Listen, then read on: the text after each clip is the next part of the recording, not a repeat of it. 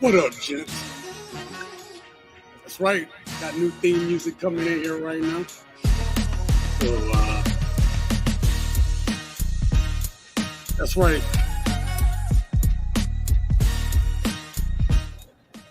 All right. Welcome to the Sensational Gent. I am your host, Sean C. And today we're going to talk about the real reasons I left the United States and that I will not probably be moving back full time. And so we're going to talk about some of those reasons. Now, I did a live stream on this before, or I did a video on this before. And in that video, I talked about some of the reasons, but I didn't go into extreme detail. Now, I'm sorry if you guys hear a little feedback. For some reason, I can't fully mute. I can't fully mute the other microphone, so I apologize if y'all can hear a little feedback. But anyway, so here's the thing. There are a lot of people that wish that they could leave the States, get away, potentially even live in another country. I think that it is a dream of a lot of people to at least be able to go to other countries and travel other places, see new things, have new experiences. And I talked about this on my last live stream about what I've learned living here in Mexico. So make sure you'll go check out that live stream after this one. And again, I'm sorry for the feedback. For some reason, I cannot completely shut off the speaker on that camera. But I wanted you guys to be able to see the street behind me like we did the other week. I thought that was pretty cool. And you guys can see here, this is 5th Street in Playa del Carmen. I live in the Midtown side, so a lot of the action is back the other way. And let me know, for you guys that are here, let me know in the chat if you can hear me good. And hopefully it's not too much feedback for you guys. All right? Let me know. All right? So again, if you're new to the channel, we talk about issues that affect men. We also talk about my experience traveling. I give you guys videos about my experiences out here living in Mexico, living in Playa del Carmen. I've also lived in Cancun, which I do have a new Cancun video that's going to come out probably like Friday, Thursday or Friday, one of those two. And I hope you guys appreciate that. Let me move this up a little bit. There we go. All right. So let me know in the chat if you guys can hear me, anything like that. So today we're going to talk about the real reasons why I left. And some of the reasons which I left the country may affect some of you guys. Some of you guys may feel or experience some of the things that I see, that I feel, that I experience, and why I feel better being where I'm at right now. And listen, not everybody's going to be able to just leave the country and do it full time. Not everybody's going to be able to leave where they're from. And I understand that. But I hope that you guys get a sense of why it's important today to at least leave from where you're at. At least get away from the surroundings where you're at. At least go check some other place out. Travel. Get away from where you live at. Too many Americans specifically stay within a 200-mile radius. Only go within a 200-mile radius of where they're from. Okay? So a lot of people don't have that opportunity to do that. All right. So I have a bunch of articles for you guys that I want to use to illustrate my point today. And I hope that it drives home the point that I'm trying to make. Now, today's live stream is going to be limited in time due to battery concerns, how long I can keep everything powered. The laptop is going to be the most limited thing because I have a lot of screens open right now. Uh-oh. Where's that feedback coming from? Okay, sorry about that, you guys. Anyway, so I hope that let's get into it. Okay, so once more people start to come here, if you're new to the channel, hit that like button. If you're here, hit that like button. Consider subscribing to the channel where I give you more of my experiences out of the country, living out of the country, and even traveling in the country when I come back. And I hope that's beneficial to you guys. I hope it inspires you guys. Hold on real quick. Will not let me turn the volume completely off. I don't know why. Okay, so I'm sorry about that if we get a little feedback here and there. Okay, so I'm not going to delay it. We're going to get right into it today, right into the reasons why I left the country. And some of you guys are going to be able to relate to some of this. Okay, I'm going to share my screen with you guys. I'm going to have to do something about the feedback. Hold on real quick. Let me see if I can switch mics real quick. 1 second.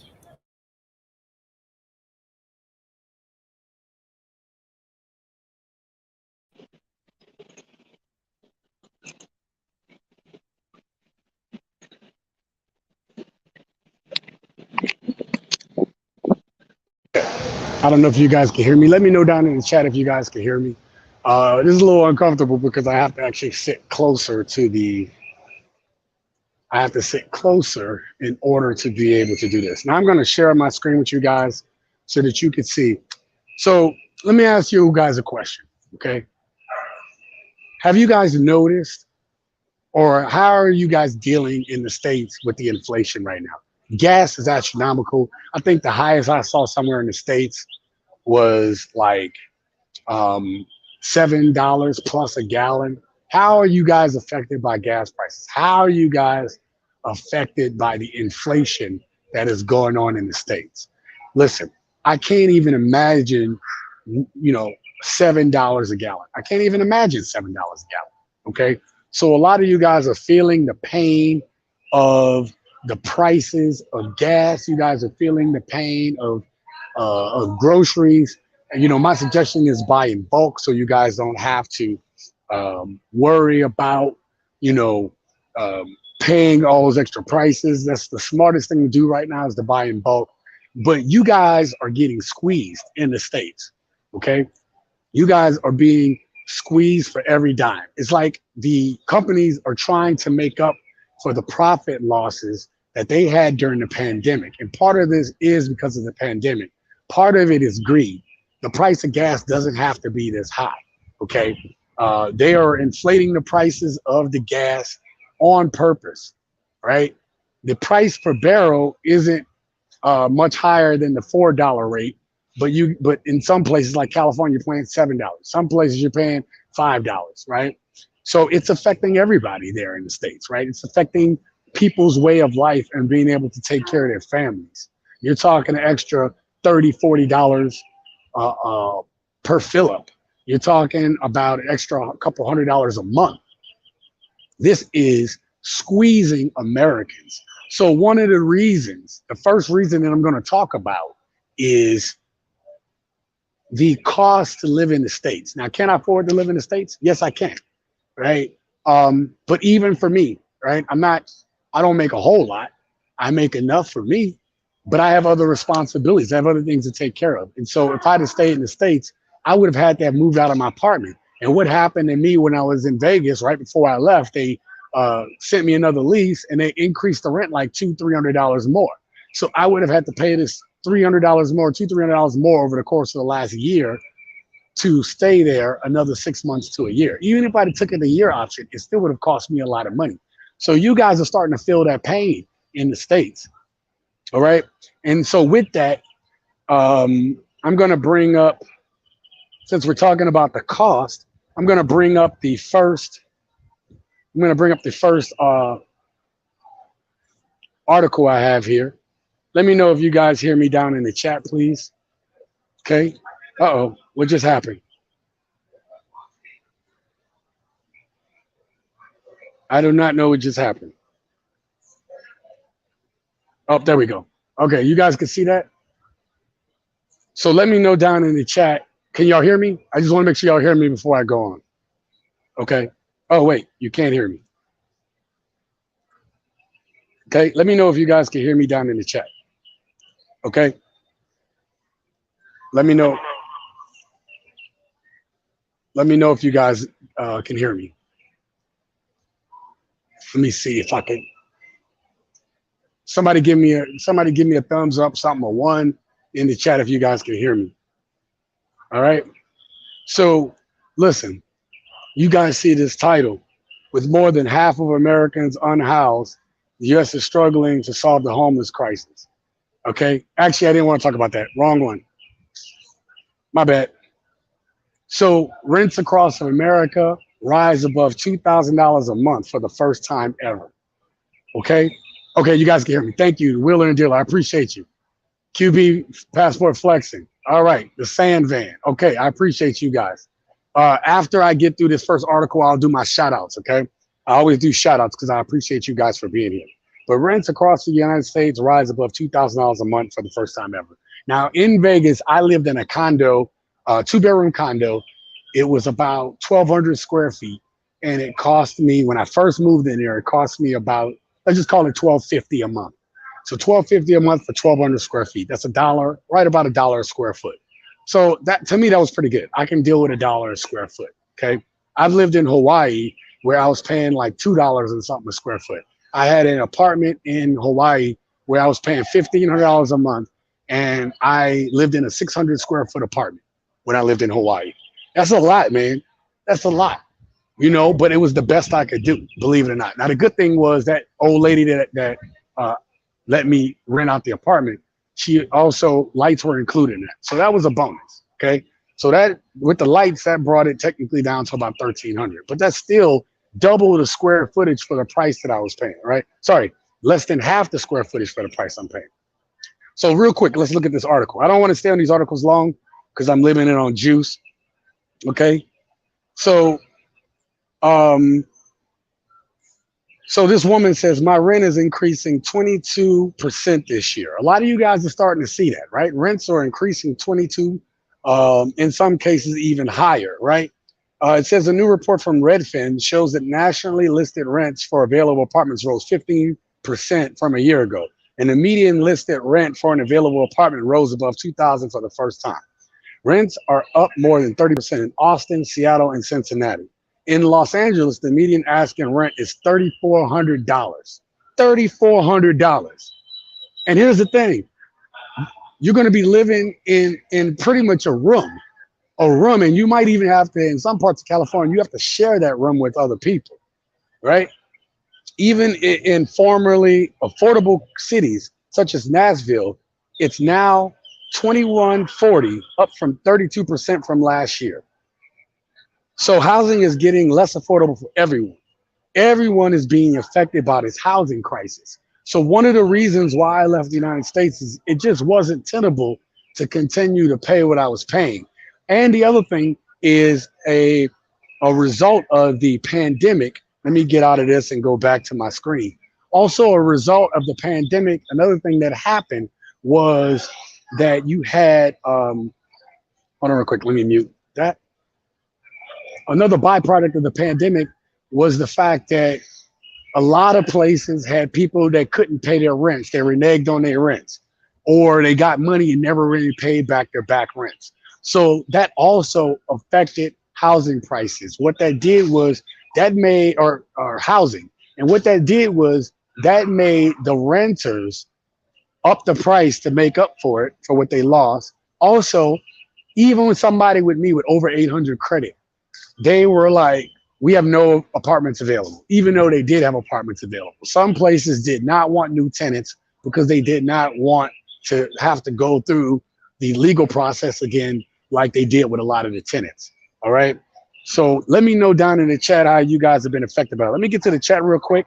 And one of the things we do here on the Sensational Gent is we do shout outs. If you actually come to the channel, you contribute in the chat, I will shout you out. I will shout your channel out. Okay. So let's go ahead and get started with that. Okay. Flowers, Eggs, and Yeast came through. They said, hey, Sean, can't wait to see this back tomorrow. I wish I could watch it live to see the real reason you left. Great title, but I am still going to be working until late this evening. Flowers, Eggs, and Yeast, I appreciate that. Make sure you go check out their channel. They have an awesome channel about cooking, about places to eat, about places they've traveled, about things they're doing. And also, you get the buzz with your cuz, where you have Cam. Cam and Teresa do cooking. Cam will come on and tell you about different alcohols and stuff like that. I love it. Shout out to you guys. Go check out their channel out, okay? And then you have QB Passport Flexing, my boy QB in the house. Mexico living. That's what I'm talking about, brother. I wanted you guys to see Fifth Avenue in the background right there and just get a little taste of it. This went really well last week, so you guys could see the people and how it's like living here. Right now, I don't know if it's raining or whatever. It's very windy, so hopefully there's no issue with the sound. But make sure you go check out QB Passport Flex's channel. He's also a traveler, showing you good things, talking about his perspective in traveling. Also, he delves in the Black Pill community and money maxing, geo maxing, stuff like that. Go check his channel out. Appreciate you, brother. He said, I can hear you. Thank you. The Wheeler and Dealer. Thank you for being here. I appreciate you being here. And he says he can hear me. Yes. The Sand Van. Make sure you go check out their channel. They are, I don't know if you're still in Tanzania, but go check out their channel. They're doing travel right now in Tanzania. Some lovely videos. They're living the van life. Something that I thought about doing. I thought about tiny house living. Tiny house, okay? My big tail in a tiny house. Well, I thought about doing it because guess what?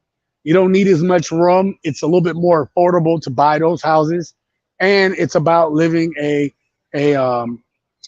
life without excess, right? And so I think I love it, and that's why I love that channel.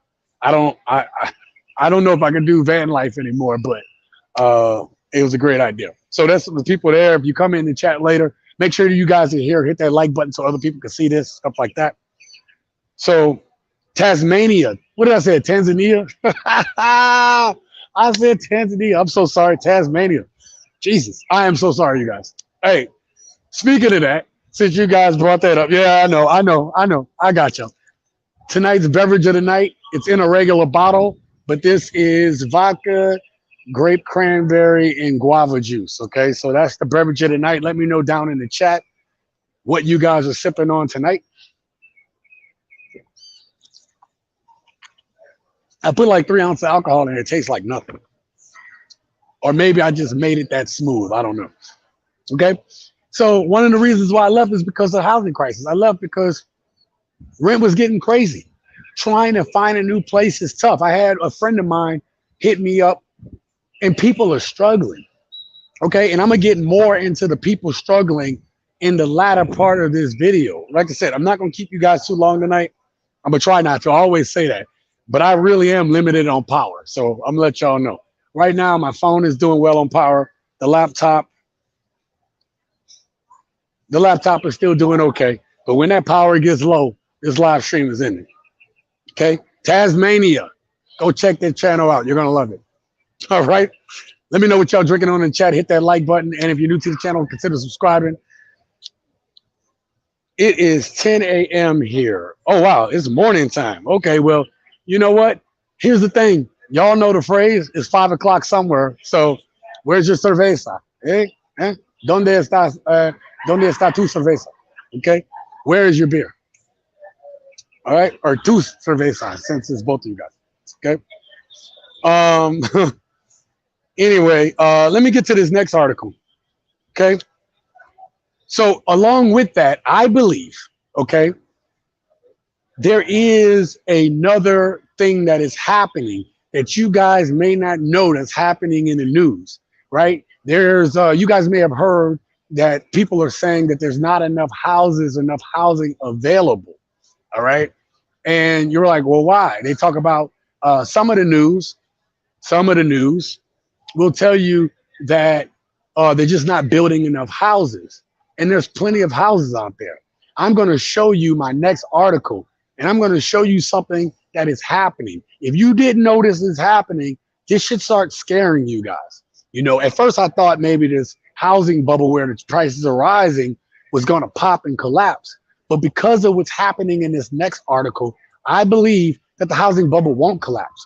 What it's going to do is it's going to force people into very bad situations. So check it out. Here's the next article. If you guys don't know what's going on, this is crazy.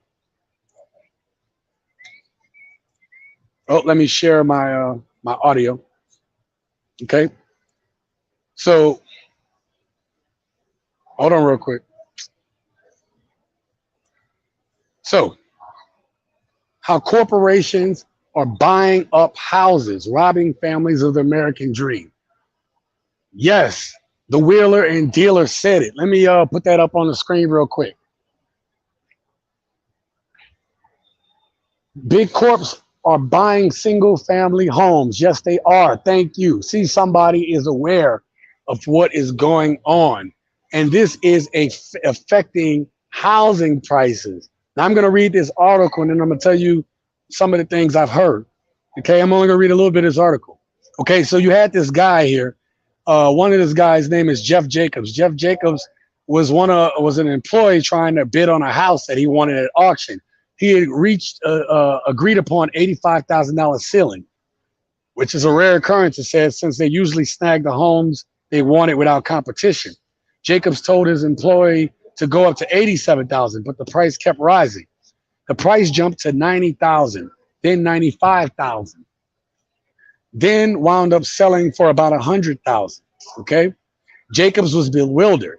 Who was this aggressive bidder? By the end of the day, he had a name. The bidder was from an outfit called Invitation Homes. Invitation Homes, it turned out, was owned by Blackstone Group, the world's largest real estate investor. Created after a company called Treehouse Group was folded into Blackstone, then renamed in 2012. Invitation Homes was on a $10 billion spree, purchasing 150 million worth of houses per week. I want you guys to just think about that. They are buying up $150 million worth of houses a week, right? So they're buying up close to 10 to 15 houses a week. At an auction, a house flipper named Ryan Heck was bewildered by a bidder who bought every house that hit the block, noting that the bidder went $1 over every other bid until the bidders conceded. Bro, they are haggling for dollars. And then who loses? We do. We lose. Okay? So neither Heck nor the other regulars recognized the dollar over guy. It turned out he was an out-of-town concern called Treehouse and had instructions to buy everything that costs less than what it would cost to build a similar house. Every house auctioned that day fit the bill. Moving forward, Heck tried to compete, sometimes even peeking over the bidder's shoulders to run the dollar over routine with them, but he was outmatched because they had a lot of cash. He had a handful of cashier's checks. The new guy had duffel bags full. Okay, so I'm not going to stay on here too long. Let me see what else it says. So between 2006 and 2016, when home ownership rate fell to its lowest level in 50 years, the number of renters grew by about a quarter. Okay, so I'm not going to read this article. At the end of this video, what I'm going to do is I'm going to link all of these articles. Once this live stream is done, I'm going to put all these links to these articles so you guys can read it for yourself. If you guys are not aware of what was going on, this is what is going on. So corporations are buying the houses. Corporations are buying these houses. They are outbidding you. They're outbidding me. They're even outbidding the small companies that are trying to buy houses to sell to normal people. Okay. And what they're doing is even more sinister, which I didn't read on in the article, but I also saw this on something else, that what they're doing is they're not putting renters in those houses. They're not putting renters in those houses. So the wheeler dealer says, fight on. Yeah, we got to fight on, bro. Bill Gates is buying up farmland as well. See, man, that is something else that isn't spoken about. That is something else that's not being talked about. Okay? So here it is. You're in America. You've been told, especially the millennials, but everybody's been told about the American dream. All you Gen Xers out there, you guys know about what the American dream was back in the day. But the Gen Xers, the millennials, were promised the same thing that we were promised. And then they just happened to hit a point in time where all of the things that we were promised, they are losing out on. And it's even worse for Gen Z, right? Gen Z, because they have little to no hope, which kind of explains some of the behaviors you see from the Gen Zers. But what I don't like about the Gen Zers is that as much as they're getting screwed over, they're not listening to us older people. I can't believe I just called myself that. They're not listening to the people older than them with the wisdom to tell them how to navigate some of this stuff. as the Wheeler and Dealer says, Gates is buying up farmland. So now their corporations are about to control the housing prices, where people migrate to, and the farmland, which is going to affect how much it costs for you to buy food and everything. Okay. Now, I had a thought the other day. Tell me if you guys think there's a possibility. I'm out to lunch or whatever. I'm not saying it's true. This is just what I was thinking. You guys have watched some of these dystopian movies where corporations own everything, where everybody has to pay. Everybody's under the corporations. You're under their currency system. You're under everything. Right now, corporations have their hand in our government. They have their hands in our housing. They have our hands in our food. They have our hands in our technology. They have our hands in everything that we need to live. Now, if I had to make a movie script to show how that dystopian future happens, to me, what is happening right now in America is exactly what is happening in which would happen in those dystopian movies for these corporations to be all powerful. Okay. What happened is they started buying up everything that people needed. Right now, you can't even go to the hospital. You can't even get a paper cut and go to the hospital because it's going to cost you hundreds of dollars. All right. So when I talk about reasons why I left, one of the reasons why I left is because it is unaffordable to buy a home, though I can get one, but it's starting to get unaffordable. Even if you have a home, you're starting to pay for a home. Home prices are going up. People was like, oh, I got a deal. I got a $300,000 home. I mean, I remember when home prices were good in the 100,000s, and that was expensive for people. Then when I bought my house, it was 241,000. Now the median price, or sorry, you start to see the median price for nice homes at 300,000. Okay, so and you're talking about I bought my home like 10 years ago, right? And it's already gone up more than $60,000.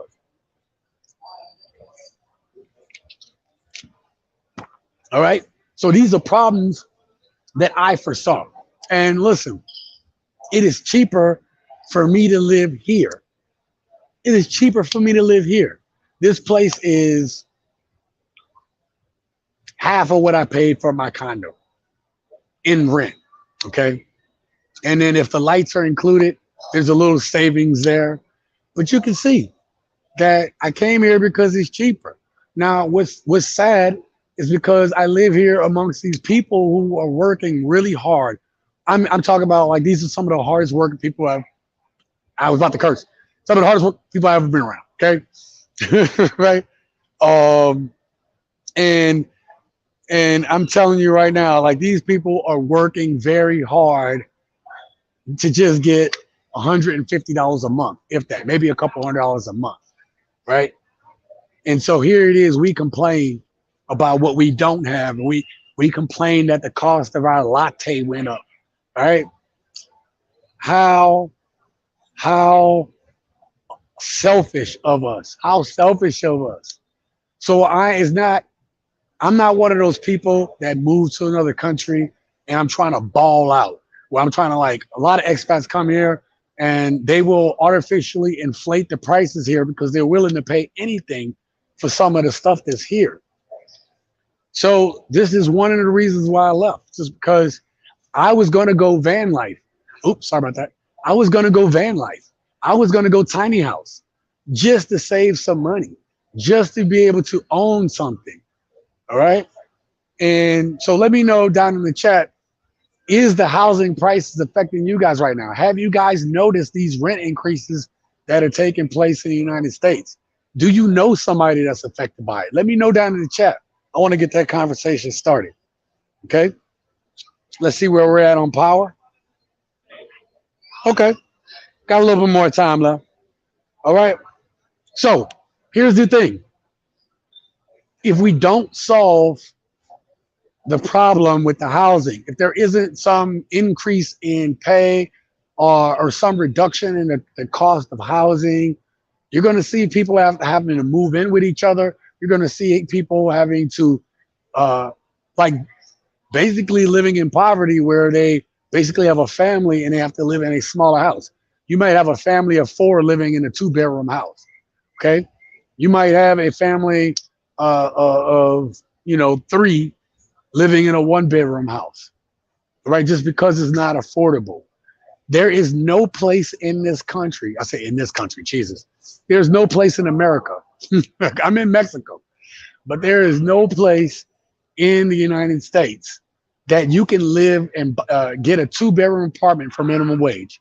So if you make minimum wage, let's say, you're a college student, you're out on your own, you just getting your first jobs, you got, you're striking out on your own, and you're trying to just get an apartment and you can't afford one.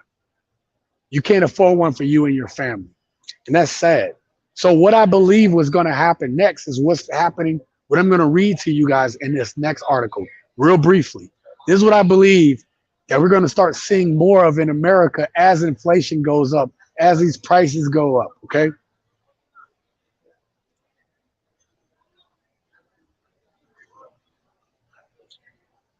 So with more than 500,000 Americans unhoused, the U.S. is still struggling to solve the homeless crisis. And what I believe is going to happen is I believe you're going to start seeing more people in dire straits.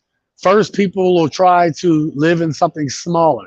As those prices rises, then you're going to start seeing people try to move in with each other. You're going to start seeing a lot more cohabitation, okay? And then from the cohabitation, then you're going to start seeing people that are homeless. I picked this article because that dude is wearing a Superman cap. If y'all don't know, my nickname is Superman.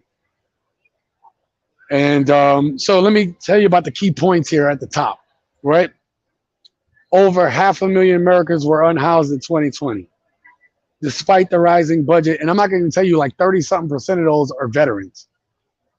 Despite the rising budget, overall homelessness in the U.S. has improved by only 10% compared with 2007. For decades, the U.S. has relied on a housing-first approach to homelessness, where permanent housing is provided for homeless people without preconditions. Some critics argue that housing first hasn't done much to solve the crisis. Now, the COVID pandemic caused a surge in housing costs and a rise in unemployment, leaving 600,000 Americans unhoused in 2020. What people don't typically realize when they walk past a person who's homeless is that this person is costing taxpayers a lot of money. Okay? It costs them a lot of money, Jesus. In 2019, New York spent a record-breaking $3 billion to support its homeless population. California is also expected to break its record, allocating $4.8 billion to the same issue over the next 2 years. Despite the rising budget, overall homelessness in the U.S. has improved by only 10% compared with 2007. Now imagine homelessness has improved by 10%, and some of that is because a lot of people went back to work, and there's a number of jobs open now. It's a number of jobs open. It's even worse for certain subgroups, such as individual homelessness, which dropped by only 1% in the same period. Right now, we're trending in the wrong direction. And I just showed y'all in the previous article about how rent prices are going up. I think this is going to get a lot worse before it gets better. The state of homelessness, the article says, is pretty tenuous, and there are some small increases that are taking place across the board. Okay, let me get back to you guys. All right, so I'm not going to read that full article. Again, I'm going to link that down below. But again, I just strung together a narrative. Housing is one of the biggest costs, right? When you go to apply for rent or anything like that, usually they ask to see what your income is. And your income has to be three times, 2.5 to 3 times the amount of what you make in order to get that said apartment, said a house or whatever. And what's happening is the inflation of the houses is rising faster than people's incomes. So what's going to happen? People are already working, trying to work 40 hours a week. People are trying to work to the max. Imagine now, a lot of people are going to have to start getting second jobs. Okay. I know there's a lot of women out there that says, hey, I can do it on my own, this, that, and the third, but you're going to see a lot of single moms affected by this. Now, obviously, as long as the government is giving them subsidized housing, mothers will be fine. But what we see is the largest increase in homelessness is usually men. Okay. Pardon me. Men make up a large percentage of the homeless because ain't nobody going to take in no grown ass man. And that's the truth. Nobody wants to take in a grown ass man. All right. So again, I'll link that article below. So something else that's been going on in the United States that made me want to leave is we've had a lot of people that have felt unheard in America, that feel like nobody's hearing them, nobody's listening. They feel like they feel this crunch. They feel the crunch of the housing crisis. They feel this feeling of despair that nothing they do is going to be able to help them to live a better life. They feel like the dream that they were promised that they're not going to get. Um, they feel like there's just hopelessness. There's hopelessness. Beach Bum says, "Damn, I'm late." Beach Bum says, "Recap." Fair enough. I can do that. Recap what you missed. If you're just tuning into the show, welcome to the Sensational Gent. I am Sean C. And today I'm talking about the reasons why I left the U.S. and why I will not be living in the United States full time ever again. All right. If I can help it. All right. And what I talked about, the first thing I talked about was I strung together a narrative of how housing prices have gone up. And part of the reason that the housing prices have gone up is because of the pandemic. And right now, housing is getting at a median at $2,000 to get a place to stay, right? But the other thing that's not talked about, and I'm going to link the articles down here and below in the description, is that corporations are buying up all the single family homes. You have people like Bill Gates are buying up farmland. So right now you have corporations buying up the farmland for the food. You have corporations squeezing out the mom and pop stores. You have corporations buying up all of the houses that people can buy. On top of them buying up all the houses, they're not renting them out. They have so much cash they can afford just to sit on them because they've bought these houses outright. Whereas if you and I bought them out, we'd have to either live in it or we'd have to Airbnb it. We'd have to do something. We'd have to sublet it. We have to rent it or something because we would need that extra income in order to be able to pay the mortgage. These companies are buying the houses outright, just boom, outright. So they sit on the houses because they want to continue to artificially inflate the market so they can continue to make money. They can drive people to places in the country that are cheaper too. All right. So that's the recap. And the reason why I left the States was because could I afford to stay? Yeah, I'd be able to still afford to stay and have a place. But here's the problem. The problem is, what kind of life would I be living? Every time you see these increases, my quality of life goes down as opposed to living here in Mexico. My quality of life is comparable right now to when I had two jobs. Well, sorry, when I had a second job, and I was making pretty good money. Right, it was comparable to me making six figures. Right, even though I'm not quite making that yet. So, and I was living pretty good at six figures, pretty comfortable. I'm living pretty comfortable here too. But here's the thing. Most Americans cannot leave where they're from to just do what I did. Most Americans can't just up and leave and say, hey, you know what? I'm done with this. I can't take this no more. I can't take this no more. Okay? Most people just can't leave. So what do? What is going to happen to Americans? So I talked about how people looking for housing is going to eventually, you're going to start to see a rise in homelessness if this trend continues. If people have to continue to pay these gas prices, your regular everyday people that need their car to get back and forth to work aren't going to be able to afford to do it. The inflation costs are going to catch up with their wages. Okay, so it's part of the reason why I'm here. So I was getting to the next part. I was talking about people starting to feel like they're hopeless. And what are we starting to see? I'm going to let y'all know that I know I shouldn't be watching the news in America, but I do. And it's heart-wrenching. It's gut-wrenching. I have people that call me all the time and say, Sean, you don't even know how tough it is. Or, I've had to send, like, my savings is going down because people need help. And I can only give so much because I'm only making a certain amount. After a while, like, it changes my ability to be able to move around. If an emergency happens, it changes my ability to be able to do what I need to do to be able to get out of sticky situations. All right. Also, it's taken away from my plan to be able to save, build, and build wealth for me and my family. And it's my own family that need the help. That's taken away from my ability to be able to do that. So it's tough. And I get it. It's tough for people. All right. Here, let me go ahead and bam, put a little light on there. Bam. So, all right. What's up, amigo? Salud. so, so yeah, it's affecting people's. Let me see what. I just saw something. Okay. Damn, I'm late. Recap.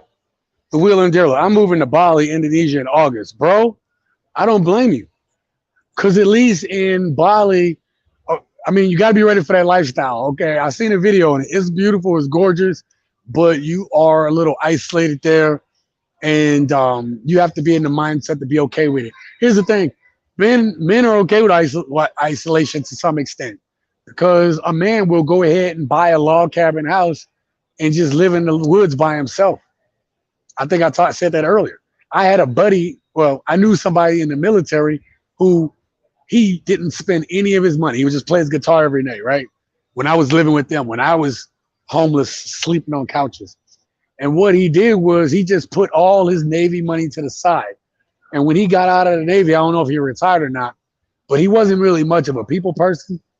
And what he did was he wanted to go out into the woods in Oregon or something like that. He bought him a little house and he don't have to deal with people. And so wheeler and dealer, you go out to Bali, Indonesia, it's not like that dude out in the woods. You have a lot that you can see and do. There's the beach and there's peace and there's calm and there's all these things. But here's the thing. Should you have to move to Bali, Indonesia in order to be able to afford to live a better life? No, you shouldn't. The American dream has not only been taken away from Gen Z and millennials, but has also been taken away from Generation X. And some people, the boomers are retiring, good for them. And some of Gen X is retiring. The older Gen X is starting to retire a little bit, getting close to retirement. But people are losing pensions. Like, you can't go to a job and work 20 years anymore and get a pension. The pension is dead. You might have a 401k, and there's so many stories of people with a 401k get to 20 years. And then what happens at that 20 years? Oh, the 401k collapsed, or they can't get the 401k, or there was an issue. The company gambled with your retirement, and now you can't afford to retire. All right. So I was like, damn that. I feel like the wheeler and dealer, like, yo, I'm going to leave. I'm getting up out of here. Like, why am I going to go to the States and struggle when I can come here and just live a humble life? Again, I'm not out here throwing money around and balling, okay? I probably eat $20 worth a day in food, which is kind of comparable to America. But, I mean, I live in a tourist area right now, okay? So it's real expensive. Beach Bum says, I have not figured out how to make money online yet, so my plan is to work 6 months in a matrix and spend that money overseas. So here's the thing, Beach Bum, something that I'm trying to do here, right? So I made a video back a long time ago when my videos aren't great now, but they were terrible back in the day.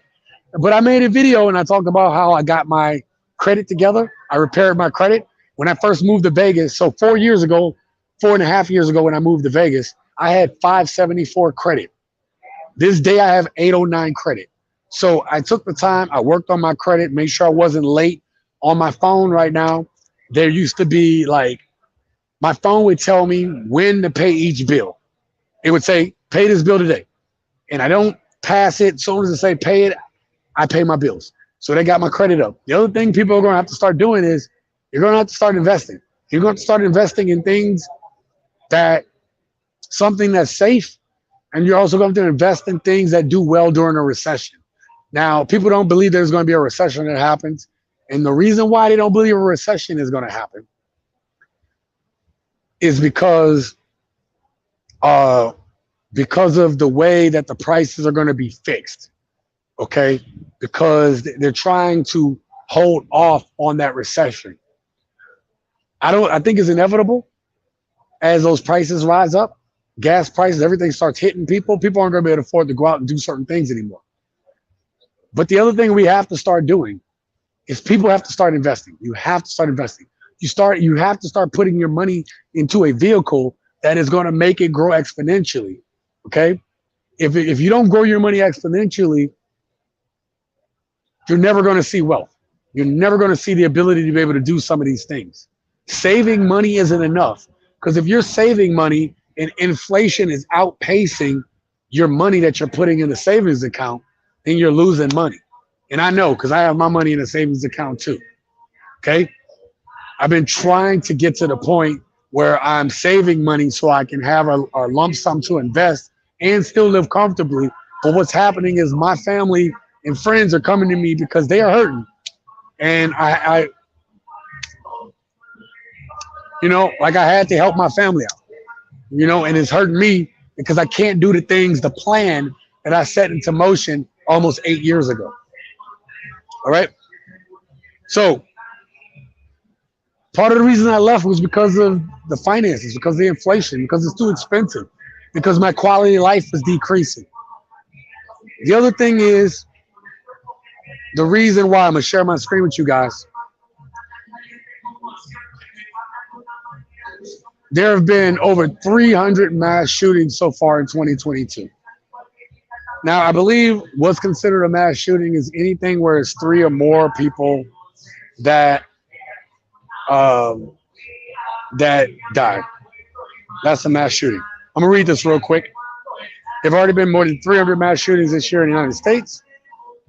We just recently had the 4th of July parade. So people, here it is. You can't even go to the store. You can't go to church. You can't go to a parade. You can't go to a goddamn concert. You can't even go to a mall and not have to worry, could this potentially happen? And I'm sorry if this is triggering to some of you guys. I'm sorry. Okay? A mass shooting where 4 or more people, not including the shooter, are injured or killed. So it's 4 or more. Have averaged more than 1 per day so far this year. Not a single week in 2022 has passed without at least 4 mass shootings. Wait, let me read that again to you guys. Not a single week in 2022 has passed without at least 4 mass shootings. Wow. Wow. So look here, this little chart here. In January, there were 34. February, 36. March, 42. April had 57. And they go up as the weather gets warmer, you will always see murders go up. May, 63. June, 65. I don't know when this article was published, but there's been 17 so far. As of July 4th, there were 17. As of July 4th. Wow. We are a week and a couple days past July 4th. Mass shootings have been on the rise in recent years. In 2021, almost 700 such incidents occurs, a jump from the 611 in 2020 and 417 in 2019. Before that, incidents had not topped 400 annually since the gun violence archive started tracking in 2014. This year is on pace with last year's high when compared to these same periods. I'm not going to tell you any more about that. Let's get back to the screen. I'm going to take a little, say y'all real quick. So every time that I come out here, there's always somebody right here singing on the streets, okay? You go ahead and go to eat. You sitting down eating. You didn't even ask. You didn't even ask people to come over and sing to you.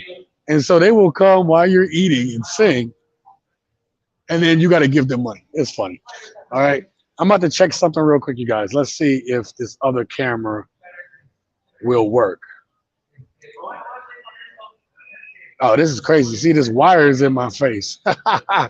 So I was trying to do it where you guys can see me a little bit better. I'm also going to put the street back on a little bit. Okay. But, damn it, I can't. All right, this wire ain't working. You see how this is? Look at this. Let's go back to this view. Hold up. Let me stop that cam. There we go. All right. So let me get back to the chat.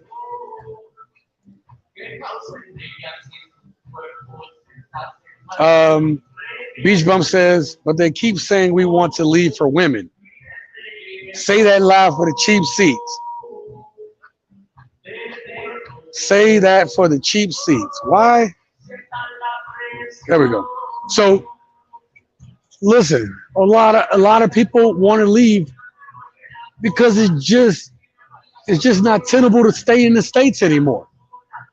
People can't even afford to live a life of dignity and value. Your quality of life is going down, where you have to figure out what you have to live without, what bill may not get paid. Maybe you don't go as on many trips this year. Maybe you don't go get to travel and see your family. This is the struggle. And then, like Beach Bum said, you have people you have women that will say that men are traveling because they're leaving for other women. Hell no. Hell no. I'm not leaving for no damn women. I'm leaving because I want to have a good quality of life. You know, I want to be able to live my life. I worked really hard. I did 20 years in the military, right? I did 20 years in the military, and I retired as a chief. And I came out of the military into a job market that was okay. I was able to make a living. I was able to do pretty good. And then you had 2020 happen. And 2020 threw everything into a tailspin. I had a little small business where I was making money online, and then the pandemic killed it. The pandemic killed my business where I sold stuff online. It killed mom and pop stores. It's killing them.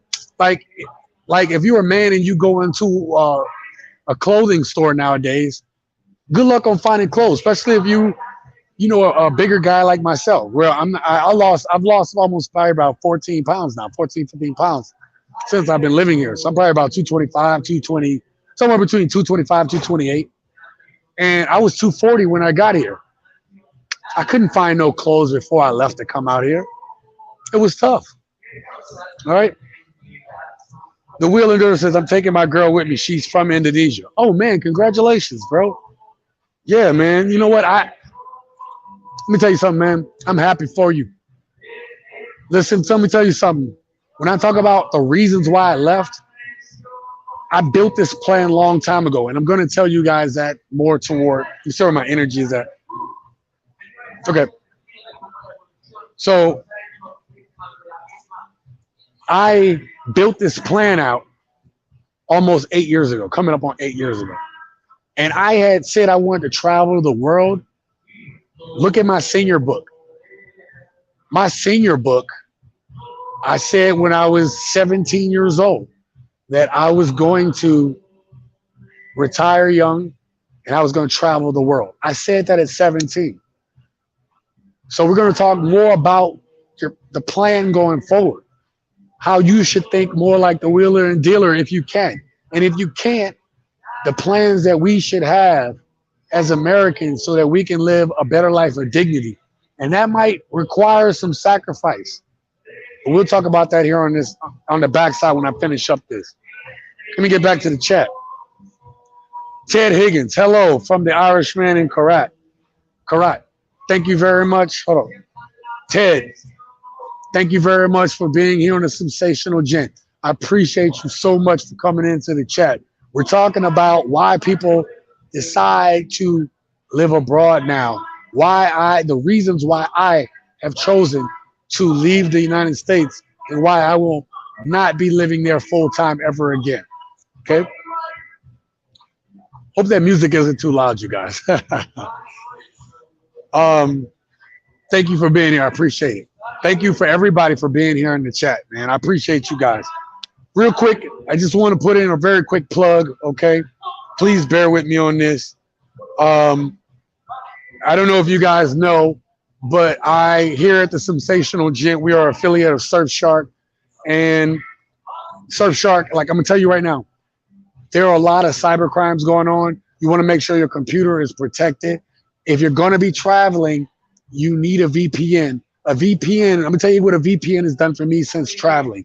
What this VPN has done for me is allow me to have protection against any threats that I have out here. The other thing it does is allow me to get any type of news and stuff, any type of stuff that I need from the region that I want it from. So the stuff that I need from America, like if you try to go on a computer and do stuff from another country, sometimes it'll get rejected.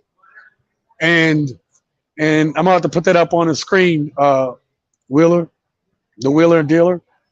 I need a VPN. Absolutely. Absolutely. You cannot travel without this VPN. I'm telling you, you guys, the internet isn't secure enough here for you not to have a VPN on your computer.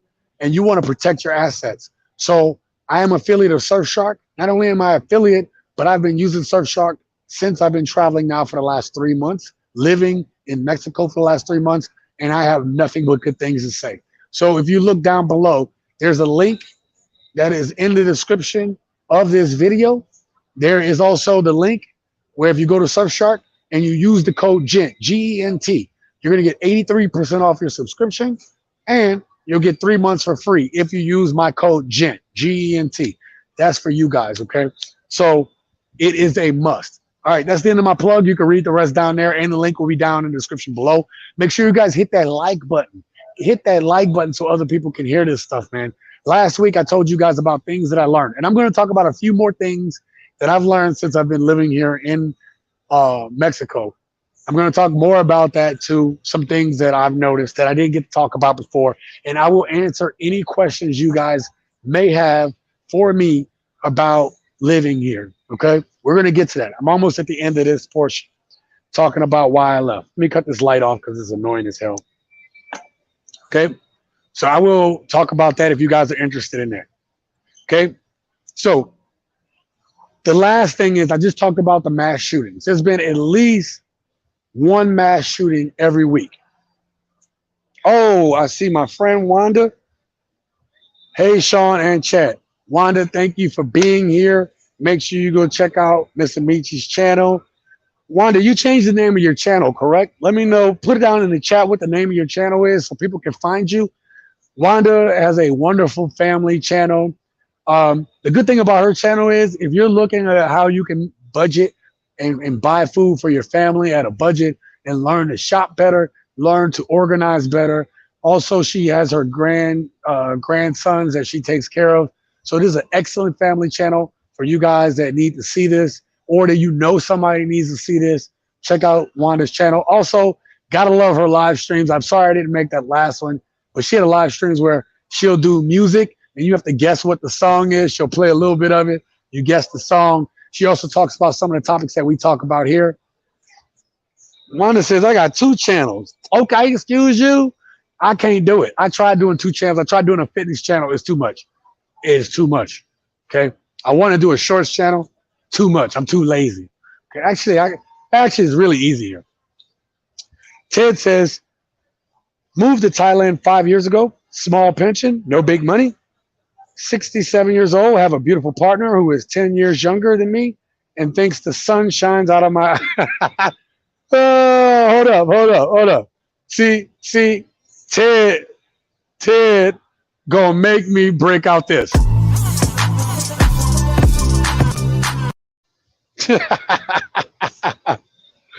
Oh man.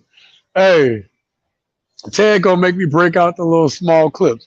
Hey, look, Ted, you came, I believe you came through before, right?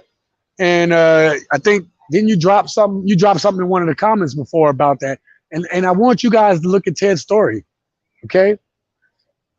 I had a plan 8 years ago that I made. in which I said, you set out to live a life of travel when you was a kid. What are you doing right now to make that happen? And I would tell you 8 years ago, I didn't see it.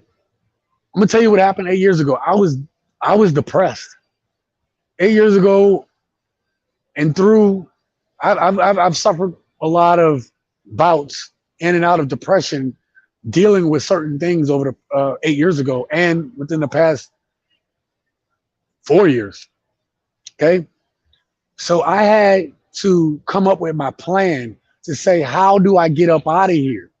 Because I'll be honest with you guys. I talk about the real reasons why I left. And one of the real reasons why I took off, why I decided I couldn't stay in the States, was because my mental health was suffering for it. I just couldn't anymore, right? And it wasn't just me. It wasn't just like I was breaking down, things were too tough. But I feel it here sometimes. And I'm gonna tell y'all a quick little story in a minute, but I'm here and I hear my friends and families having problems, and it affects me mentally. It affects me emotionally. And I had to leave, and I'm still getting bombarded by all the same stuff, even over here, living here. And I had people say, well, why don't you just cut everybody off? I don't know how to do that. Like, I love my family and I love my friends. Why the hell am I going to just cut everybody off? But if my mental health is going to be stressed or affected, where it's going to make me, well, let me make a disclaimer. I'm not going to ever, I'm not going to do that to myself. I don't believe in that. I've never felt like that. But I can tell you, I felt like giving up. I felt like, why? What's the point? And the good thing about me is I'm not a person that ever stays down. I never stay down. Now, I might wallow a little bit in it. I might wallow in my own self-pity for a little bit, but I never stay down. But I remember one point of depression, something happened, and I didn't get out of bed for like 8 days straight. 7 days, 8 days. It was a while. I mean, I barely got up to eat, and I barely got up to use the restroom. I mean, I didn't get up until it hurt. And then I go back, and I just slept.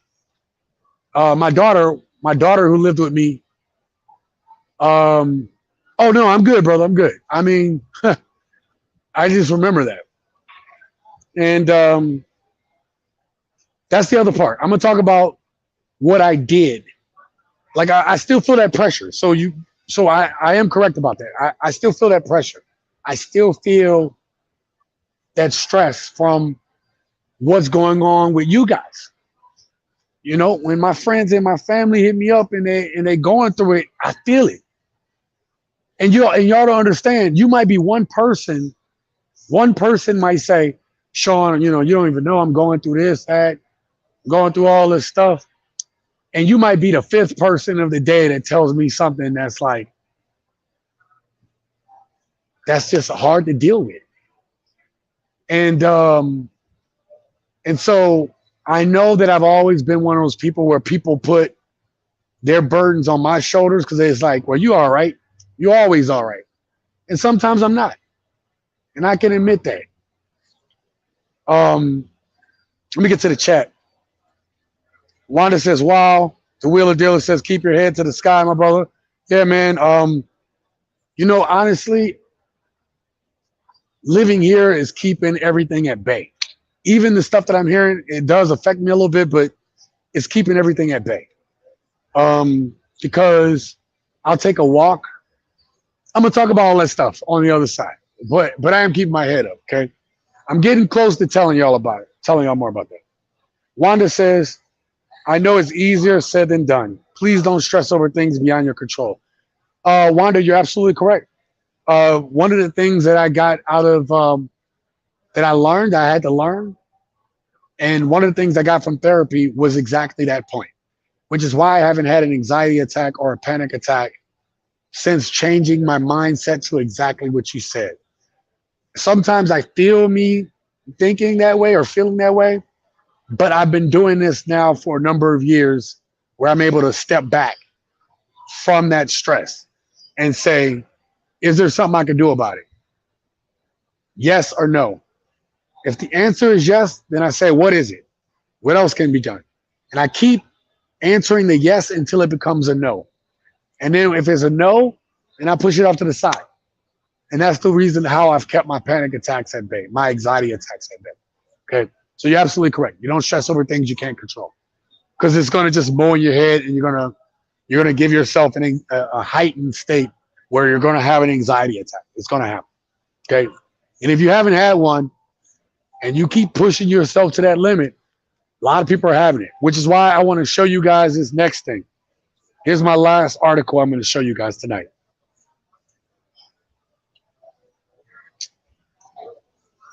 So,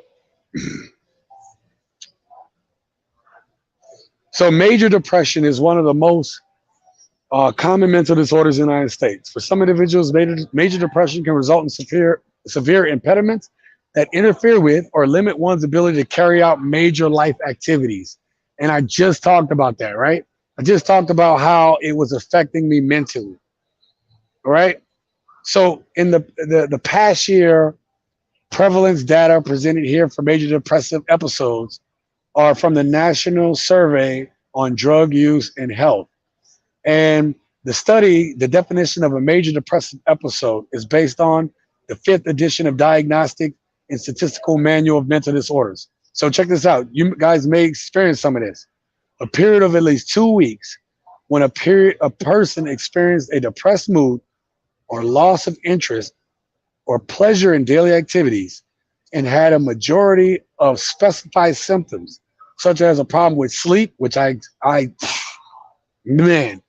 could not sleep at all, eating, energy, concentration, self-worth. No exclusions were made for major depressive no exclusions were made for major depressive episode symptoms caused by medical illness, substance use disorders, or medication. So that's the definition. So other things aren't causing it. You just have it regardless. Let me show you something else real quick. Pardon me real quick. Well, I have to cough real quick. Pardon me. So figure 1 shows the past year prevalence of major depressive episodes among U.S. adults age 18 or older in 2020. An estimated 21 million adults in the United States had at least one major depressive episode. This number represented 8.4% of all U.S. adults. The prevalence of major depressive episodes are higher among females, believe it or not, compared to, so 10.5% were women and 6.2% are males. The prevalence of adults with major depressive episodes was highest amongst individuals aged 18 to 25. So young people are going through it right now. All right. Look at this chart. So women are going through it the highest, right? And then you have 18 to 25, which is here. You see that right there where it's popping up? 18 to 25 is at 17%. People aged 26 to 49. Right? So millennials and Gen Z. Age 20 to 29 is at 9.1%, and 50 and older is at 5.4%. So the largest group experiencing this is white people. The second largest group is Hispanic people or Latino. And then you have black people at 6%, Asian at 4.2%. And then if you're like mixed ethnicity, you're experiencing it at almost double the percentage of everybody else at 16%. That's crazy, right? And then when you break it down, right, past year prevalence of major depressive episodes among young adolescents. So these are people aged 12 all the way to 17. So 16 to 17 is at 21%. Women are going through it the most, 25.2%. And then again, you have if you're multiracial, you're going through it at almost 30%, followed by white people, then the Hispanic or Latino, and then black people. And then Asian people are going through it more, younger people than black people are. Okay. And I believe that part of this is going on, right? with young people is because of the feeling of hopelessness, the feeling of lack of belonging, with the needing of validation through social media, through the lack of maybe a good stable friend group. All of these things I believe are contributing to this. Okay, let me get back here.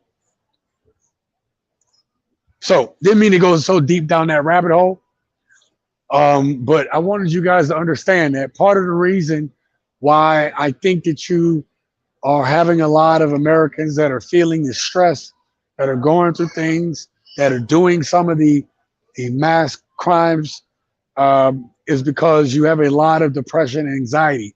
And I think this is just what was treated or shown, and maybe through some polls. This is not the people who aren't even reporting it because of embarrassment, who are not doing the self-reporting, or who are not going in to go get help. Okay, Wanda says, don't know if you know this, but I work at a state psychiatric hospital 23 plus years now. Yeah, you've told me that before, but I'm glad you brought it up here for the chat. I work with individuals with severe manic depression, drug and alcohol issues, and severe mental illness. And if you saw in the thumbnail, I had somebody opening a beer while you could see it, but it was a steering wheel. And so people are going more to alcohol and drug use, stuff like that. Wanda, I know you see this stuff. Uh, you see this stuff in there. People don't know where to turn to. And you have a swath of people, of Americans, that don't feel like they're being heard, that they don't feel like they have friends. So you have people joining groups.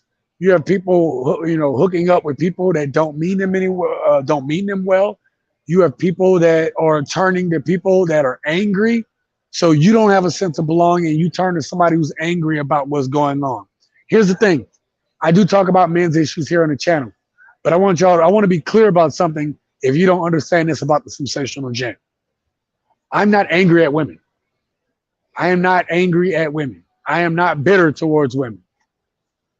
All I'm trying to do is be that guy, that friend, that brother, that uncle, that father to men who need to feel they have a place that they can voice the way they feel, their opinions, their thoughts and beliefs, in a place that we can talk about it constructively, that to bring up some of the issues that men have experienced, because a lot of men are lonely.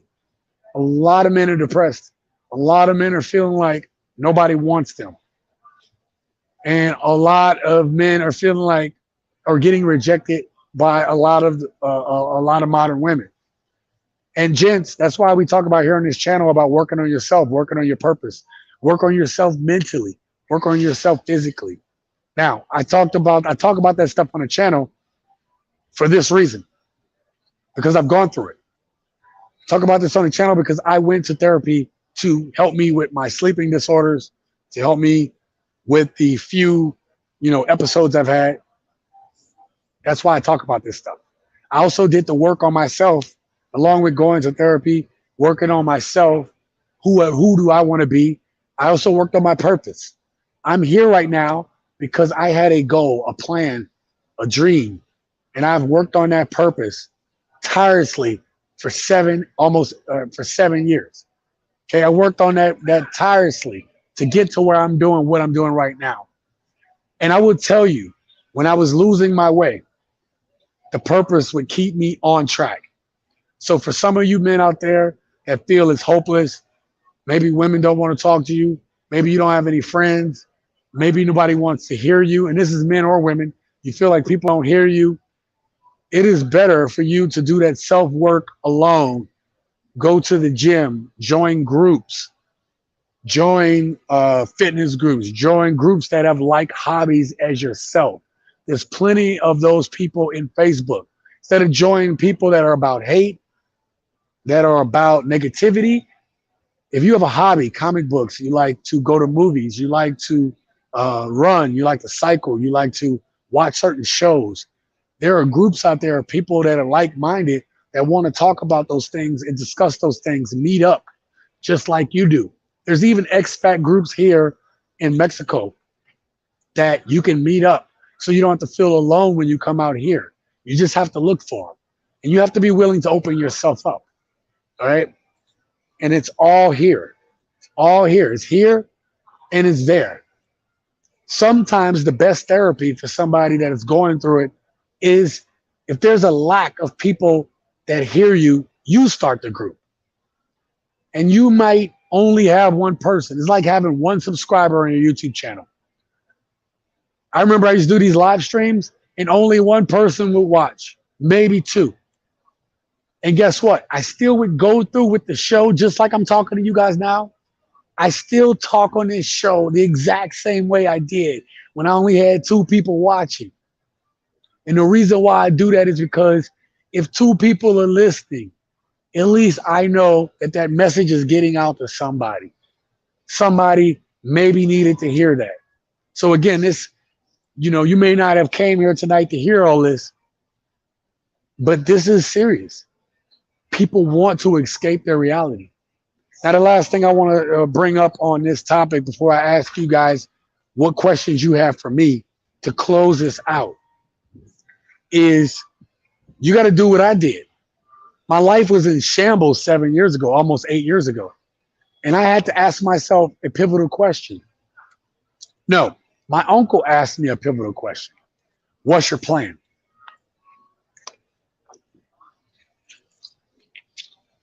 He asked me that simple question. What's my plan? I'll be honest with you guys. I had no clue. I ain't had no clue. I had no idea what the hell he was asking me. And I've told y'all this before on this channel, but I didn't have a plan. And so I made a plan. Right now I'm on my second 5-year plan. Everything you see me doing right now wasn't supposed to happen for another 3 years. Wasn't supposed to happen until 2025 or 2.5 years. Not supposed to happen until 2025 when I have to have my next 5-year plan in place. And I accomplished a lot of things in my plan. That's why I tell you guys, have a purpose. Have a purpose. That purpose is going to keep you guided when things get dark. And I was able to do that. I was able to get out of debt. I was able to get my credit high. I was able to be able to, start working on other type of ventures. And inevitably, I'm actually able to live here. All right? That was all a part of the plan. And it's not done. I'm not done yet. You got to understand, there's still 2.5 more years on this 5-year plan. It's not that I came here, the wheeler dealer says, hey, they think we come out here to look for women. No, this is business too. This is for my mental health, and this is for business. I'm also out here to conduct business at some point. The problem is I can't conduct the business I need to do when I'm still dealing with stuff in the States. It's hard. It's tough. I can't focus in on the way I need to. Oh my God. Thank you so much, man. First of all, T-Mac says he's right. T-Mac says he ain't lying.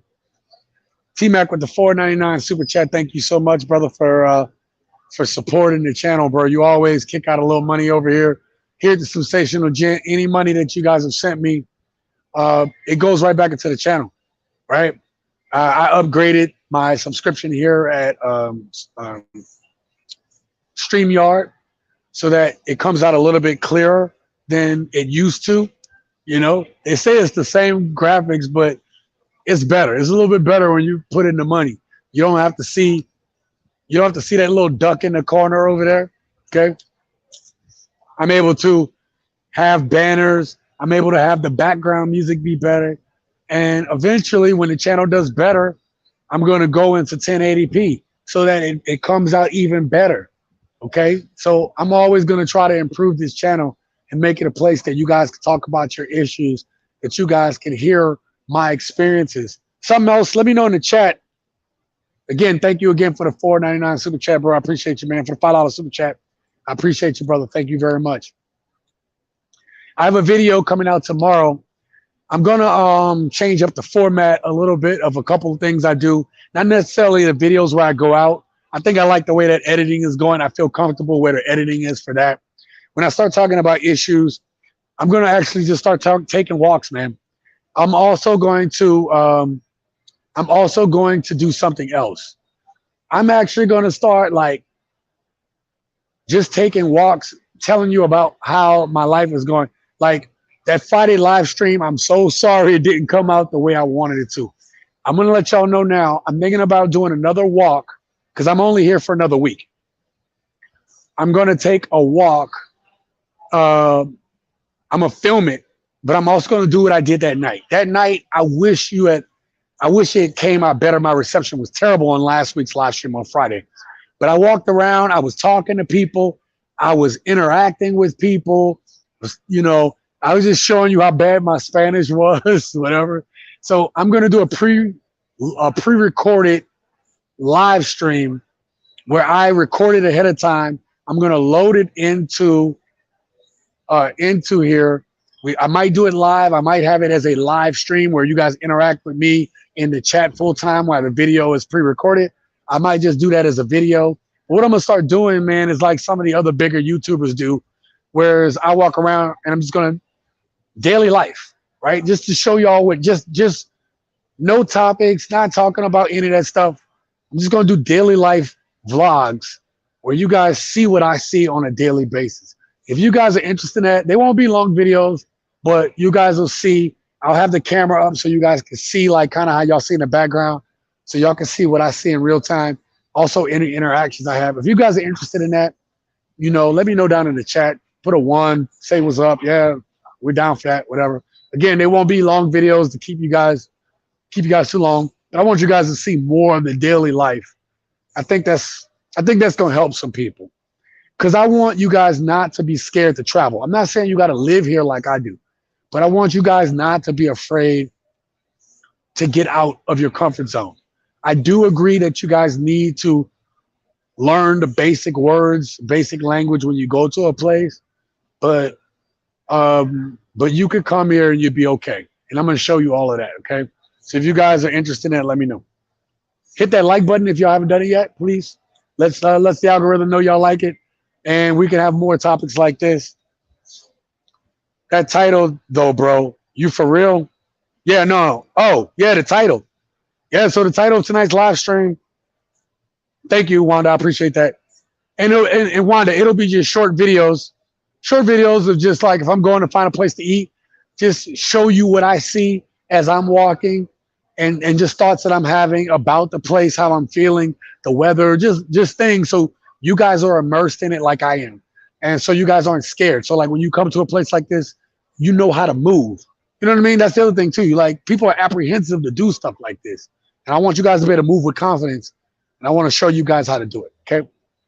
So I'm gonna start doing that more often. Just even if it's just little daily vlogs and stuff like that. All right. I see a question. I'm gonna get to that in a second. Let me finish answering this. Yes. So here's the thing. I want to answer what T Mac is saying. T Mac is saying I put in the title that I'm not gonna move to the US full time again. I'm not. And that might hurt or offend some people, make some people mad. I don't really care. Okay, because from a financial standpoint, I got to do it, right? Like the U.S. is hurting me. It's hurting my pocketbook. Plus, I have some business stuff that I want to do here or in other places, whatever. But it'll probably be here. I really like this place. And you guys may have heard before. San Diego is one of my favorite cities in the United States. This place reminds me of it. It's not. It doesn't look the same, but it just how I feel here reminds me of San Diego. If that makes sense, okay? And that's one of my favorite cities in the U.S. So I get to live here for a fraction of the price. But no, I don't see a reason. I'm not going to say I'm never coming back. I'm going back to the U.S. next week, right? So I'm going to go visit friends and family. But I'm going to leave. And I'm going to be gone for a little bit of time. Like, I'm not going to do this 2-3 months. I'm going to be gone sometimes 6 months at a time. I might go, I got to see my son. He's still young. I got to see my daughters. But if it wasn't for the kids, if the kids were grown, I wouldn't come back for a year. Oh, also, my mom is getting older. Shout out to my mom. Happy birthday, Mom. She just had her birthday on, what today is. She had her birthday a couple of days ago. Shout out to my mom. I can't, listen, I know there's a lot of single moms out there, and some single moms get a bad rap.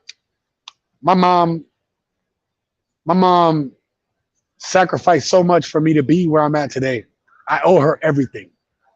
That woman was a tough woman, and the sacrifices she made for me and my sister maybe is partly why her life is where it's at right now. And I wish for her to have to live the remainder of her time in peace for the work that she's done. But the other thing is, I know she couldn't be my dad, but that woman was a strong woman.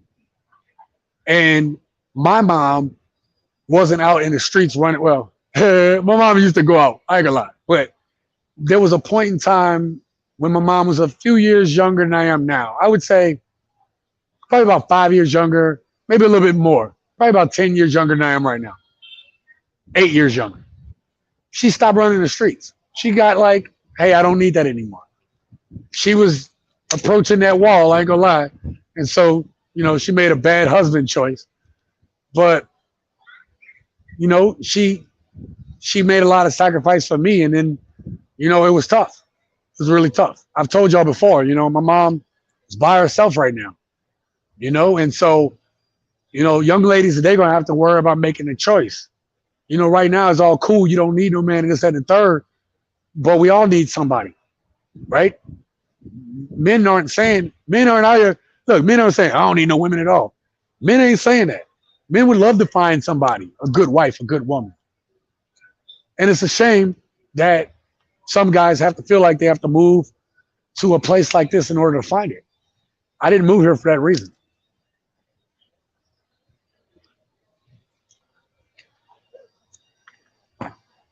I didn't move here for that reason. I moved here for my sanity, my peace, because it's a dream and a goal of mine, because I want to leave something behind in my family one day. So just because y'all don't see the moves that I'm making, don't mean I'm not making moves. Okay? Let me get back to the chat. I'm sorry. I've been running on. All right, Wanda, thank you. I'm gonna start running that. Is Carmen cheaper than Cancun?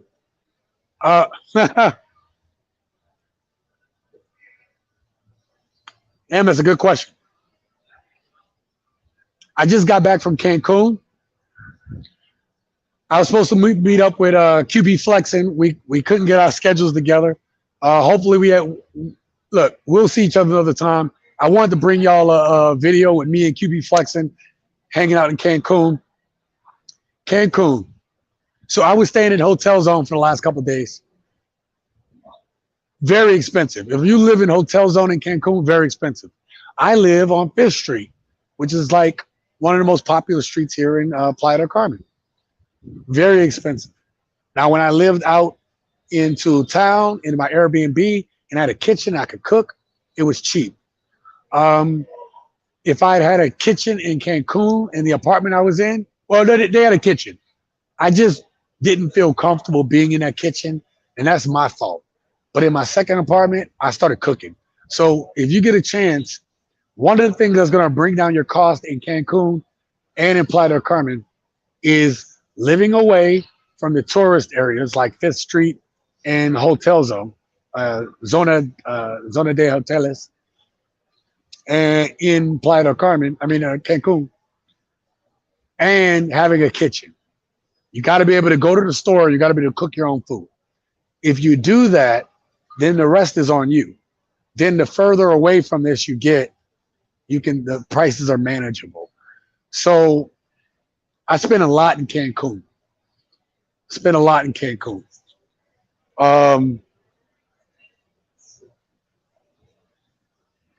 So just get away from the tourist areas. So I hope that answers your question. Let me know. Ted says, the practice of self-denial will fast track your goals and ambitions. Ted, hold on. Matter of fact, Ted hit it on the nail, hit the nail on the head.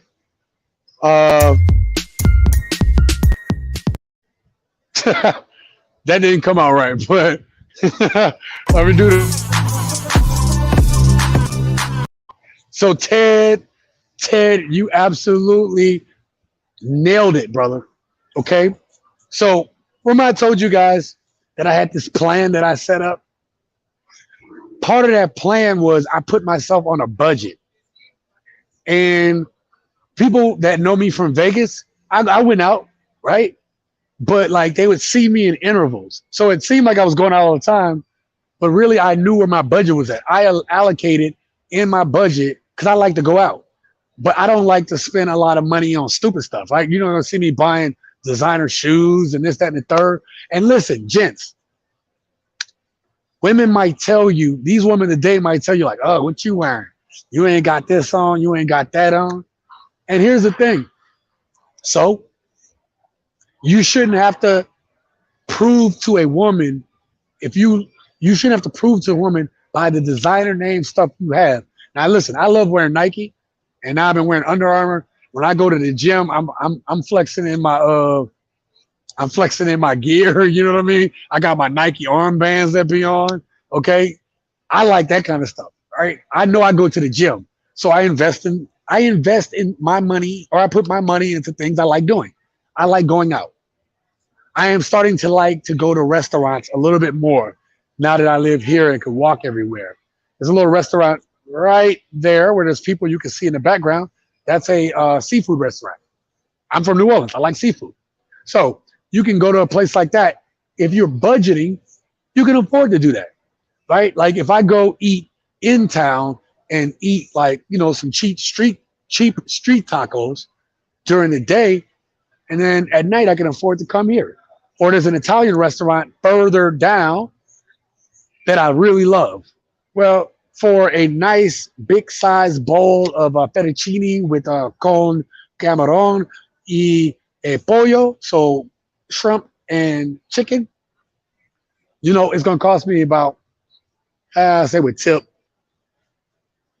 somewhere between $15 and $20. Okay? Let me get back to the chat. So he is right. Ted is right. How I fast tracked my goals was, even when I was making six figures, I didn't need all that money to live on. So what I took the money from my second job, or from my job, and I paid down bills. I paid down debt. And then I took that. Let me see where I'm at with my energy. Oh, crap. Well, yep. So I took that. Let me get back to this chat real quick because I'm running out of juice. My phone is fine, but I'm gonna run out of juice here on this chat. Randy Page, thank you for being here, Randy. Gun violence alone is enough for me to leave, bro. That is truth, bro. That is scary, bro. It's yeah. I'm not saying nothing can happen here, but believe it or not, I feel safer here because I don't hang out too late. I go out, I do things, and I'm back home. I'm chilling. After I get off this live stream, I'm gonna go find something to eat, which I will film going to there since I'm gonna start bringing more videos of my time. I want you to know, y'all gonna see this video pop up. So please click on it. Please watch it. But I'm gonna show y'all after the live stream me going to my favorite restaurant. Actually, am I that hungry? That's a lot of food. But I'm gonna go find a place. I'm gonna film it and I'm gonna put it on there. Okay. Yeah, man, it makes me want to leave too. My boy QB says there will be a next time. Yeah, bro, hey, bro. Not even tripping. We'll get back together again. Okay. I'm gonna be doing this full time. So all we gotta do is link our schedules and we're gonna hook up again. I'm telling y'all, we had something. Hey, bro, QB and I had something that we had great for y'all. We was gonna do a VIP in Mandala. Actually, you know what, QB though, when I thought about it later, we would have got that VIP and it would have been cool. It would have been cool. I know we would have made it into something great, but Mandala wasn't popping that night like I've seen it pop. So we probably saved ourselves some money. I still spent a lot of money that night because them damn drinks is expensive. I have a video coming out either tomorrow. Maybe that might be my tomorrow video, but I got a hip hop club that I'm just going to show y'all some highlights from. Y'all can check it out. If you're into hip hop, you just want to see. I don't know why people go to, I was there. I don't know why I did it, but I don't know why people go to come here to Mexico and then go find the same type of clubs that they was in when they was in the States. the most fun times I've had is actually being in the locals, the club for the locals. I don't even get it. I walked in the club that I'm going to show y'all that's going to be in the video in the next couple of days, today or tomorrow. I mean, it was just a bunch of brothers and sisters hanging out, and it was like any other club in America. Like, what are y'all doing? Like, anyway, so next time we're gonna do it big for y'all, and we're gonna show y'all how fun it's gonna be. So I appreciate you, brother. Yep, my battery's running low on here. The U.S. is collapsing, bro. I dreamed of living somewhere else that's chill. Absolutely, man. And so I'm going to still talk to y'all on this. So it's going to be a little harder for me to do certain things, but I'm going to go ahead and close this up on this.